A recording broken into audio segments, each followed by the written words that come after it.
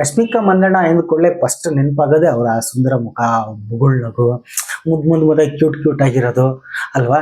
But Mysa ಸಿನಿಮಾದು first look poster release ಆದಾಗ ಕಣ್ಣಲ್ಲಿ ಬೆಂಕಿ ಉಗುಳೋದು, ಆ ರಕ್ತ, ದ್ವೇಷ, ಕಾರ, ಏನಿದು ಗೊಂಡ ಜನಾಂಗದ ಒಂದು ಸಮುದಾಯವನ್ನ ಸಿನಿಮಾ ಮಾಡ್ತಾ ಇದ್ರ ಅಂದಾಗ ಒಂದು ಏನಿದು ಏನೋ ಹೊಸ ತರ ವಿಭಿನ್ನ ಒಂದು ಮಹಿಳಾ ಪ್ರಧಾನ ಸಿನಿಮಾ ಮಾಡ್ತಾ ಇದ್ರ ಅಂದಾಗ ಕ್ಯೂರಿಯಾಸಿಟಿ ಇತ್ತು. ಹೀಗಾಗಿ ಇವತ್ತು ಆ ಸಿನಿಮಾದ ಗ್ಲಿಮ್ಸ್ ಬಿಡುಗಡೆ ಆಗಿದೆ. ಎಲ್ರಿಗೂ ನಮಸ್ಕಾರ, ನಾನು ನಿಮ್ಮ ಸುನಿಲ್ ಜೋಳಿ ಮಾತಾಡೋದು. ಈಗಷ್ಟೇ ರಶ್ಮಿಕಾ ಮಂದಣ್ಣ ಅವರು ಆಕ್ಟ್ ಮಾಡಿರೋ ಮೈಸಾ ಸಿನಿಮಾದ ಗ್ಲಿಮ್ಸ್ ಬಿಡುಗಡೆ ಆಗಿದೆ. 5 ಭಾಷೆಯಲ್ಲಿ, ಕನ್ನಡ, ತೆಲುಗು, ತಮಿಳು, ಹಿಂದಿ ಈ ಭಾಷೆಗಳಲ್ಲಿ ರಿಲೀಸ್ ಆಗಿದೆ. ರಕ್ತ ಸಿಕ್ತ, ಕೋಪ, ದ್ವೇಷ, ಯಪ್ಪ ಒಂಥರ ಇದು ಅನ್ನಿಸ್ತು. ಬಟ್ ಏನೋ ಹೇಳದಿ ಕೊಟ್ಟಿದ್ದಾರೆ, ಏನೋ ಒಂದು ಹೋರಾಟದ ಕಥೆ ಇದೆ. ಅವರ ಕೈಯಲ್ಲಿ ಒಂದು ಆಯುಧ ಇದೆ, ಮುಖಕ್ಕೆ ರಕ್ತ ಅಂಟ್ಕೊಂಡಿದೆ, ಅವ್ರ ಕಣ್ಣಲ್ಲೇ ಸುಡ್ತಾ ಇದ್ದಾರೆ.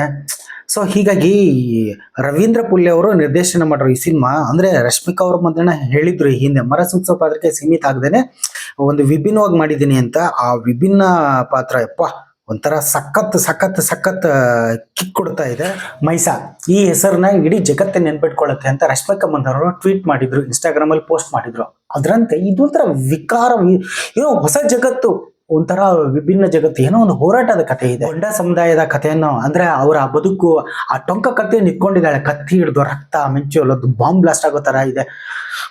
ತರ ಏನೋ ಬಹುಶಃ ಯಾವ ಸರ್ಟಿಫಿಕೇಟ್ ಸಿಗುತ್ತೋ ಗೊತ್ತಿಲ್ಲ, ಬಟ್ ಆ ಲೆವೆಲ್ ಒಂದು ಕ್ರಾಂತಿ, ಕಿಚ್ಚು ಈ ತರ ಇದೆ. ರಶ್ಮಿಕಾ ಮಂದಣ್ಣ ಅವರು, ನಾನು ಆಕ್ಚುಲಿ ಅವ್ರ ಸಿನಿಮಾಗಳು ನೋಡಿದ್ ಕಡಿಮೆ, ಅದು ಹೀರೋ ವಿಚಾರನೇ ನಾನು ಹೇಳೋದು.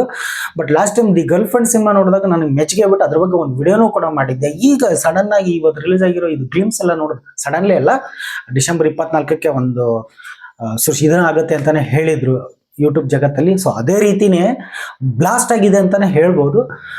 ಬಟ್ ಏನೋ ರಶ್ಮಿಕಾ ಮಂದಣ್ಣ ಕ್ಯೂಟ್ ಆಗಿ ನೋಡೋದ್ರನ್ನ ಈ ತರ ರೌದ್ರಾವೇಶವಾಗಿ ನೋಡೋದು ಒಂಥರ ವಿಭಿನ್ನ ಅನ್ನಿಸ್ತಾ ಇದೆ. ಕ್ರಶ್ ಅಂತಾನೆ ಗುರುತಿಸ್ಕೊಂಡಿರುವ ರಶ್ಮಿಕಾ ಮಂದಣ್ಣ ನ್ಯಾಚುರಲ್ ಬ್ಯೂಟಿ ಅಂತ ಹೇಳಿ ಅದನ್ನು ಕೂಡ ಗುರುತಿಸ್ಕೊಂಡಿದ್ದಾರೆ. ಈ ಸಿನಿಮಾದಲ್ಲಿ ಒಂದು ಹೋರಾಟದ ಕಿಚ್ಚು ಹೊತ್ಕೊಂಡಿದೆ.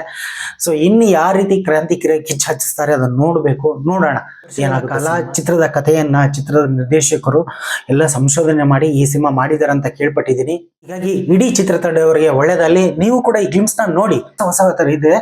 ಸೊ ನೋಡೋಣ ಏನಾಗುತ್ತೋ. ಇಡೀ ಚಿತ್ರತಂಡದವರಿಗೆ ಆಲ್ ದ ಬೆಸ್ಟ್, ಒಳ್ಳೇದಾಗಲಿ.